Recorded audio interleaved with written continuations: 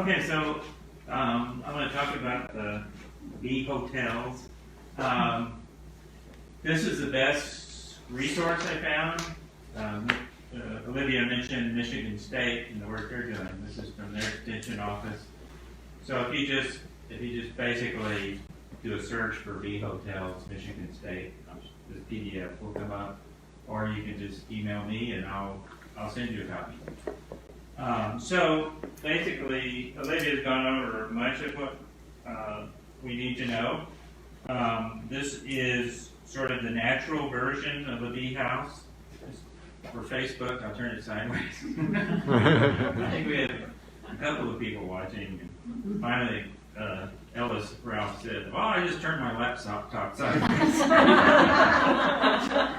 There's engineering. But anyway, so again, a variety of sizes. I probably have some that are a little too large, but I was cutting a lot of bamboo here, and I needed to fill it in. So there are hundreds of cuts with all of these. But anyway, I'm going to find some smaller material. I'm going to use this. I need to drill into here. And just have kind of a combination. Oh, that's why you put that in there? Yeah, again, I got tired of cutting. Yeah. I thought, well, hey, I can just mix it up a little bit. What's the size that you're supposed to have? Which one of those is the perfect size? Well, really on the smaller side, I can go from 3/32, which is Very small. really small. Is that 3/8. the inner diameter? Yeah, the diameter is So 3/8. 3/8 is kind of the largest you want? Yeah. So a lot of these are too big, but Olivia was saying that the bees can get creative and actually fill in some of the larger holes. Yeah, they'll kind of cake it in mud to make Right. it the right size or leaves. And what kind of bees will be attracted to this? Variety, right? I mean, You it's, don't need a tunnel nesting bees, Yeah. so mostly, maybe beetles, you're gonna get, mason bees and maybe some leaf cutter bees. Mhm. So again, it's protected here. There's an overhang just to keep the rain somewhat off of it. And also you want a back, especially if you're using tubes, because parasites and things will get in that way if you have it open on the back. So they need the back to start their larvae. Does it have to be made out of natural materials? I mean, can you use like PVC pipe or something like No. They that? don't like it. They don't like it? They don't like plastic. Did you use a chop saw? And the chop saw, yes. So, Yeah, I mean, the absolute simplest thing you can do is get paper straws and put them in a tin can. And put them in. Right. You probably get one type of bee, but it will work. And you could use sumac Yeah, instead they'll of do bamboo. cardboard, too.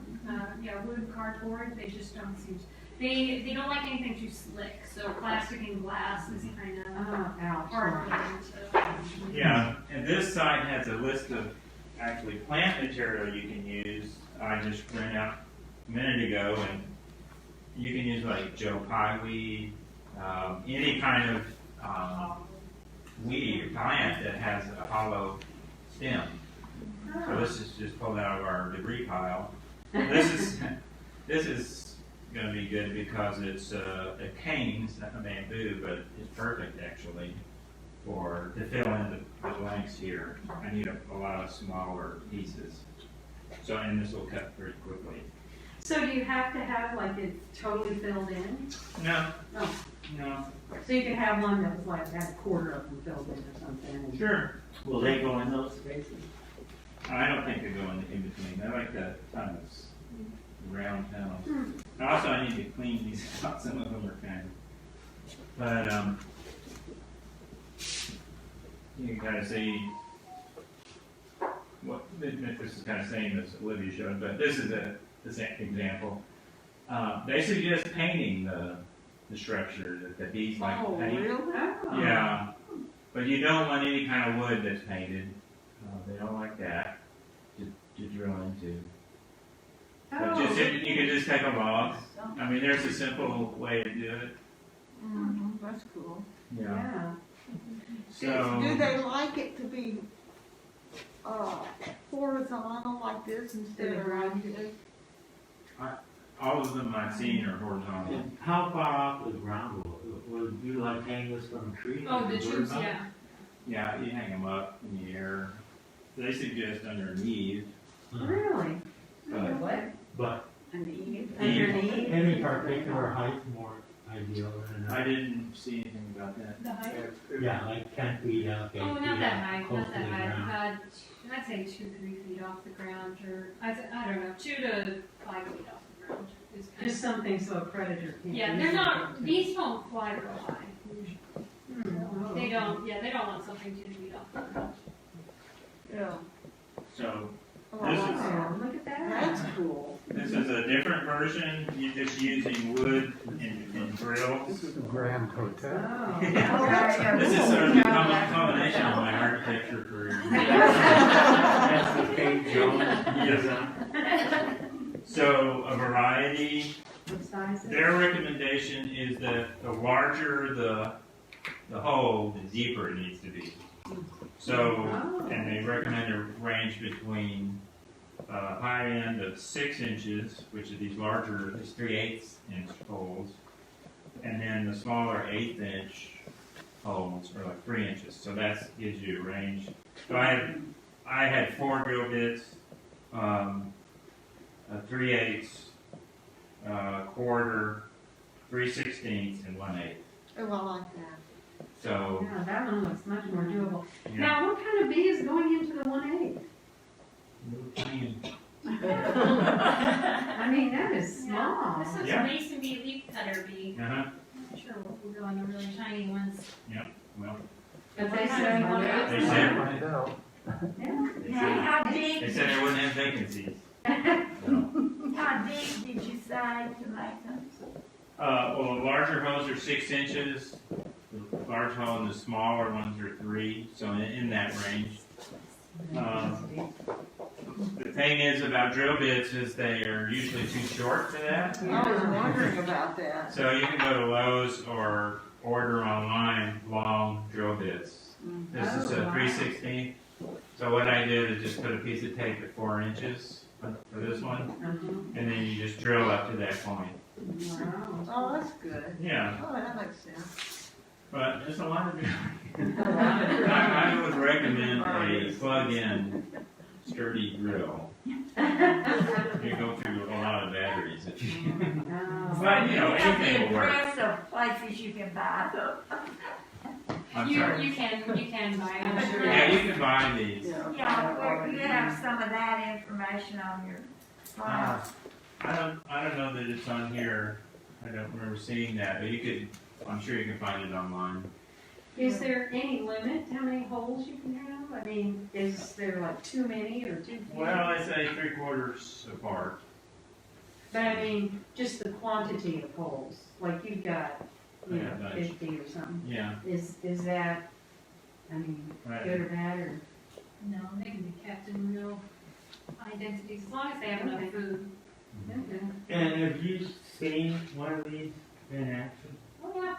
And like around here? I've got one. I gave them one. So But how I put mine on the porch in the wintertime. You got some? And do you have Yeah. some residents? Oh, yeah, they have. So how do they You can like see it? them sealed off. Oh. You can see it, they're kind of sealed off at the end.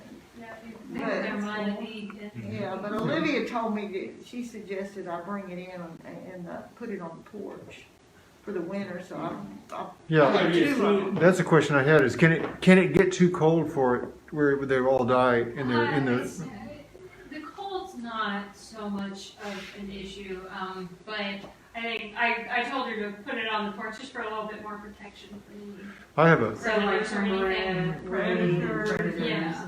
I have kind of mixed results myself. I thought it might be relating. About 10 years ago, my wife and I somebody gave us a little like birdhouse with all the bamboo pieces underneath it, and we didn't know what it was, and we just haphazardly hung it on the front porch, on one of the supports, and lo and behold, they moved in, and it was fascinating, and it was right on our porch in front of the door. So we were worried at first, but they never ever bothered us even slightly. Oh, they're so They're much, I used to yeah. I kept a honeybee hive Mason. Yeah, 4 feet from my front door. okay, And one of the fun things to do would be to get this, because as long as you're not in front, they really don't care. yeah. And you can stand this far, especially in the spring when they're like, have so much pollen they can barely fly, and you can see it on the bottom there before they land on the land. So, Did you get that? Could you do that with one of these?